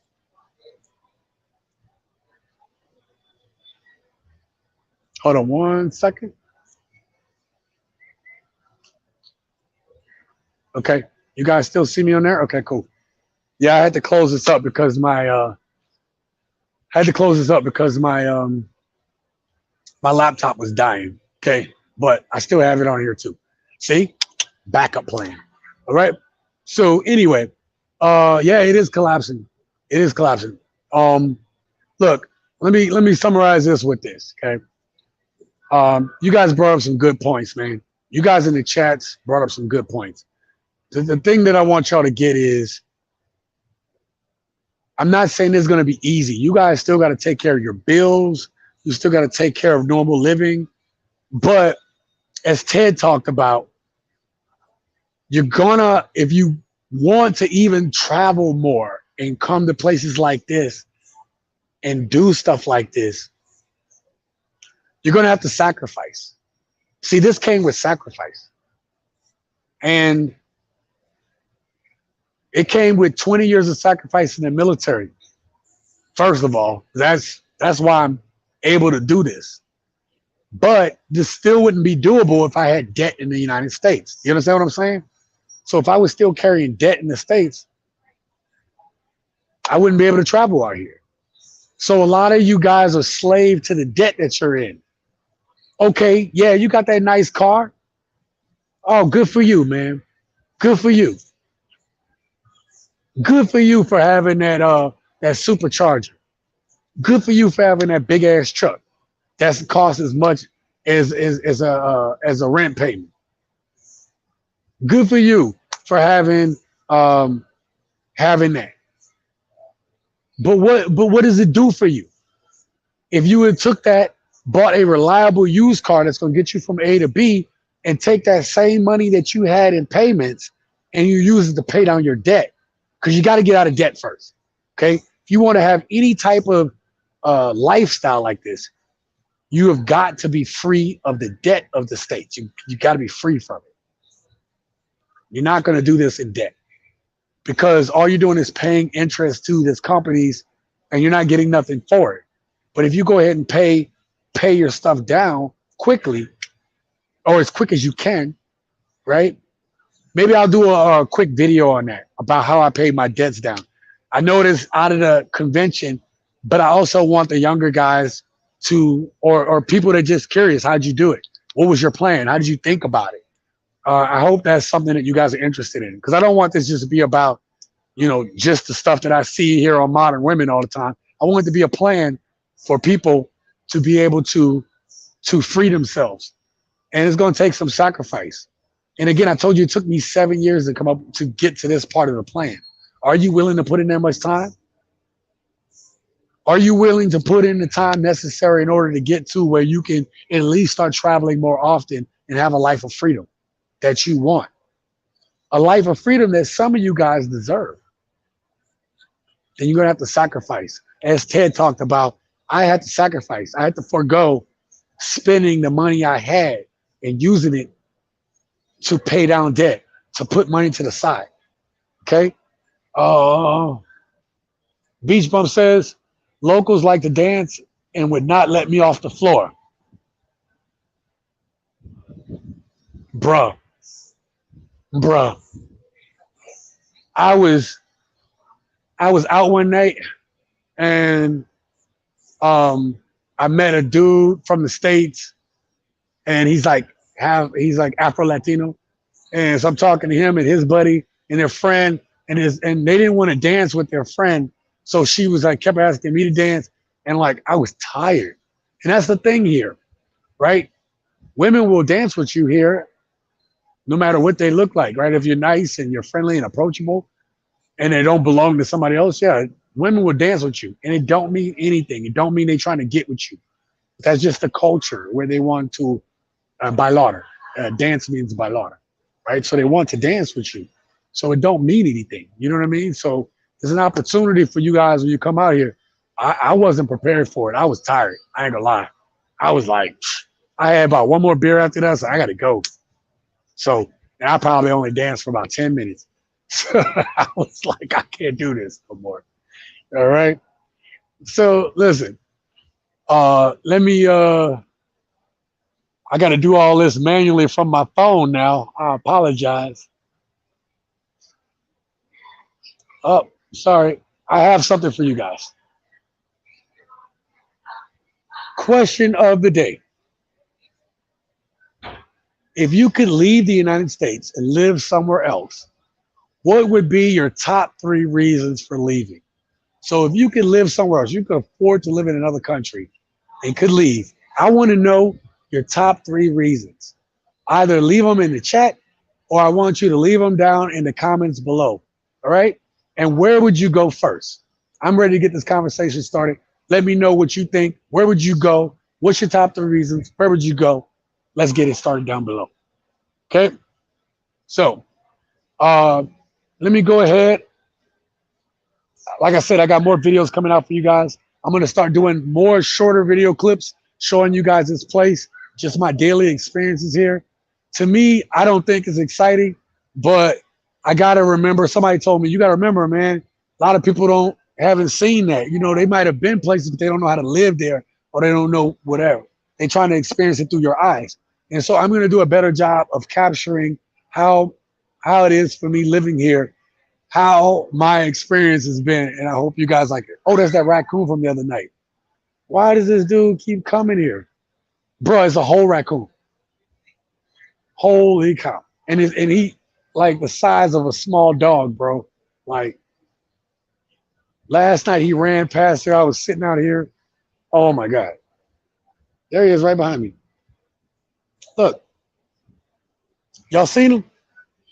Did y'all see that raccoon, bro? Yo, what the hell? Oh my God, bro. Yo, if y'all saw that raccoon, man, put a 1 down in the comment, bro. Oh my God, bro, what is going on out here? Yo, and what's funny is that raccoon is gonna come back through here. Oh my God.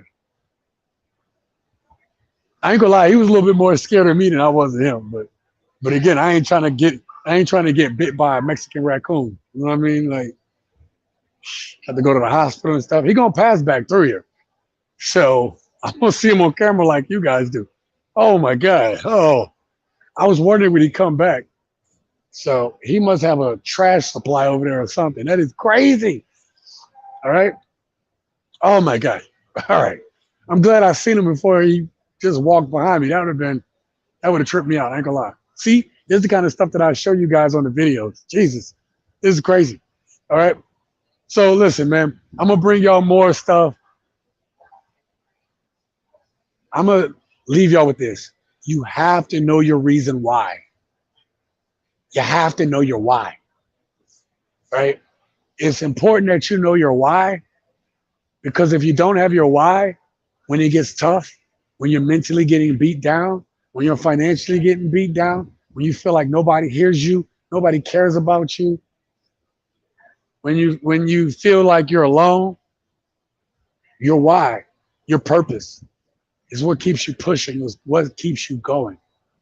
And I tell you, if I didn't have a purpose or a why, let me tell you, this isn't my YouTube channel isn't the biggest channel. I'm almost at 1,500 subscribers. When that happens, I'm gonna do a community post letting y'all know I got 15 Hondo subscribers. I'm 20 subscribers away. So if you're new to the channel, hit that subscribe button, hit that like button. Let's get to 1,500.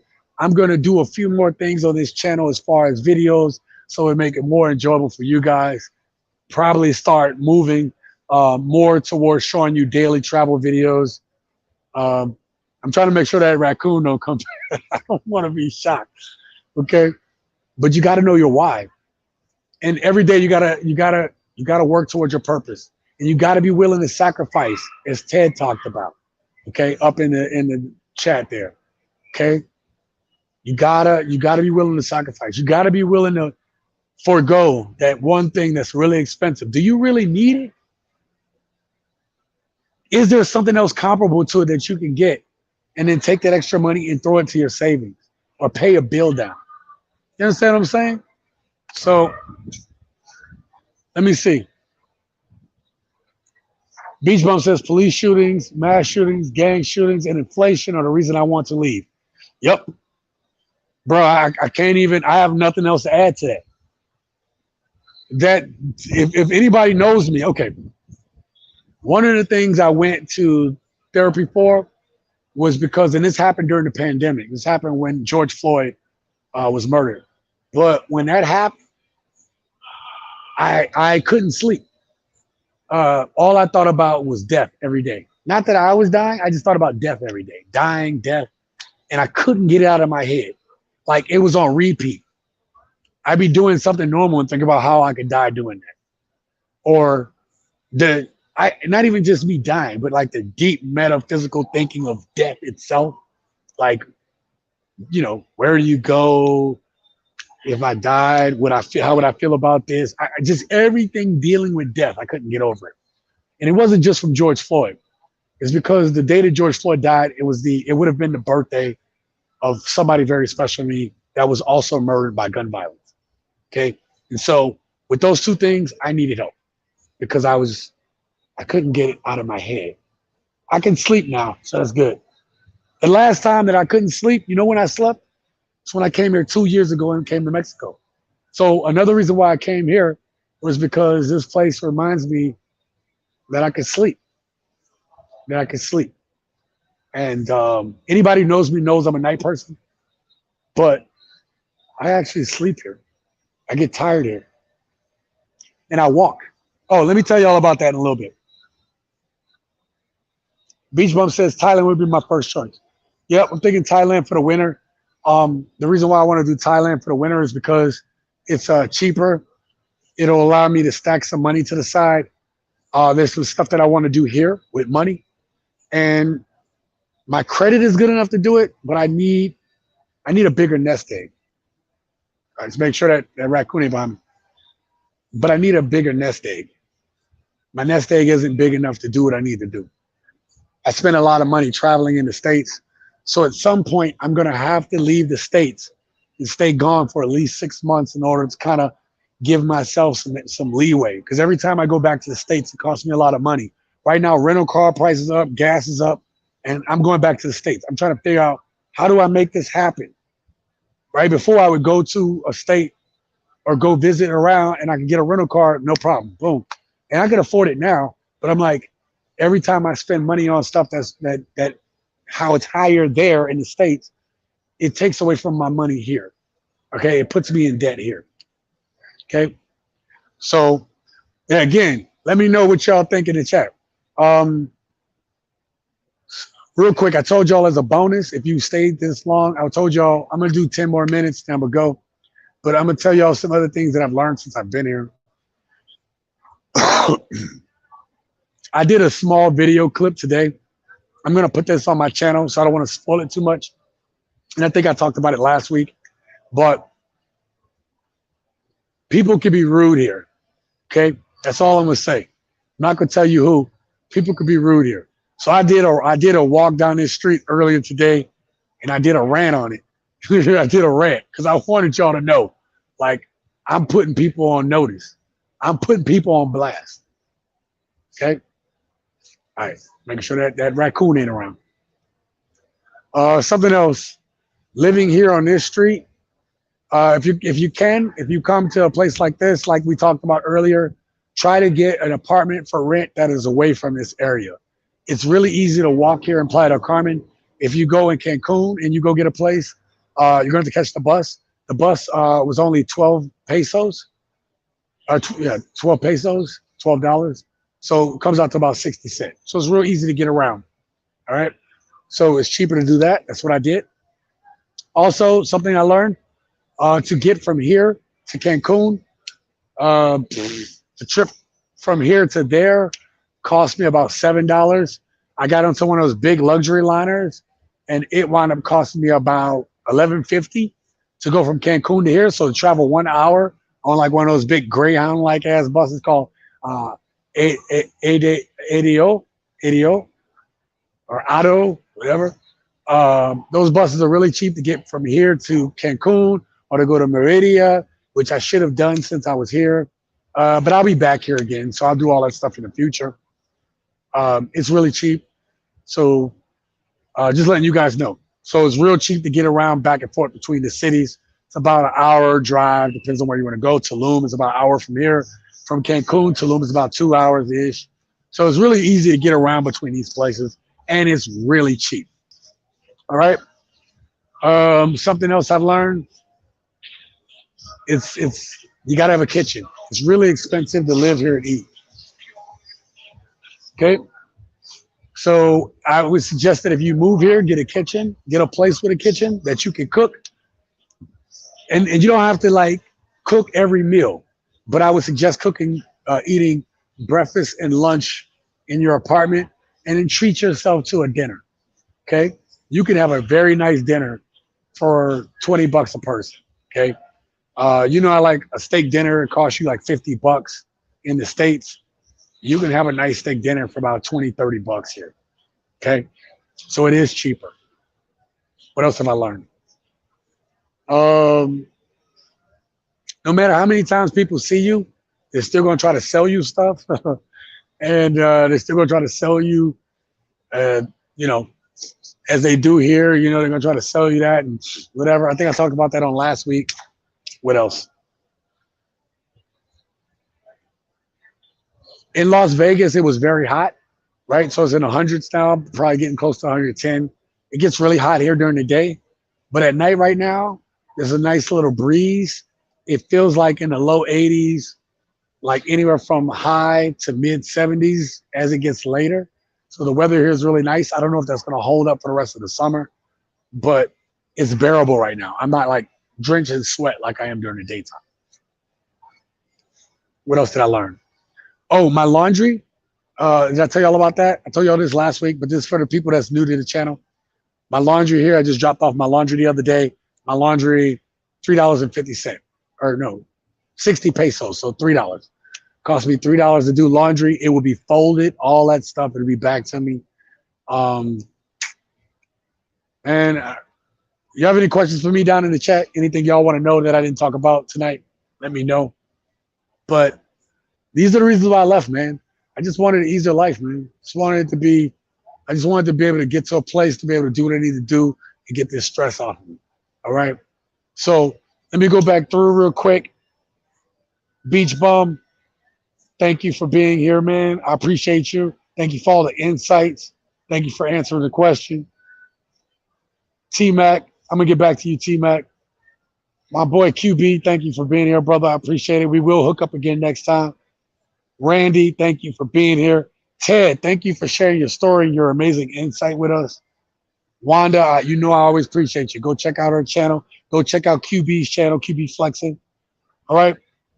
I want to thank T-Mac again for the $5 super chat tonight. Thank you for contributing. Everything that goes into this channel, everything you give me in this channel goes right back into the channel. Okay. I already said Wanda, go check out her channel. We got the Wheeler and Dealer. Thank you for being here tonight. I appreciate you. Who else was here? Ted up here living in Thailand. Who else we got up in here? Oh, we had the Sand Van. The Sand Van, check them out. They're doing van life in Tasmania. What did I say? Tunisia. Oh my God, so crazy. That's why they got their little laugh emoji. Because I totally messed that up. Hey, they have a great channel. Go check them out. Go check out Wanda's channel. Go check out QB's channel. Okay. And go check out my friends at Flour, Eggs, and Yeast who will check out my channel tomorrow. I hope you guys enjoyed that live stream. And if you enjoyed this, Again, let me tell you guys what's coming up before I go ahead and end this. But what's coming up tomorrow is either I'm going to have a video about the one club I went to in Cancun. It's going to be a short video, but check it out. Here's the thing. You may not be a club person, but what I want you guys to get from it. So I try to get my interactions with people while I'm in the club too, or while I'm out doing that. So even if you're not a club person, part of it is just to show you the interaction of my time being out. Also, I have another video. I'm gonna start doing more content where you guys. So there might be times I have 2 videos come out in a day, but I'm gonna do more content of me walking around, just my daily living, my daily life. When I go to pick up my laundry Thursday, yep. So my laundry will be ready Thursday. When I go pick up my laundry, I'll do a small video of me going to pick up my laundry, just to show you how the process is, how I interact with those people. Anyway, short video clips so you guys can see how I live out here. Okay, so you guys can see how I get it done. All right. So again, as always, hit that like button, subscribe to the channel, hit the bell icon notification. That's the subscribe button so you don't miss any future videos here on TSG. And with that being said, you guys, live your best life.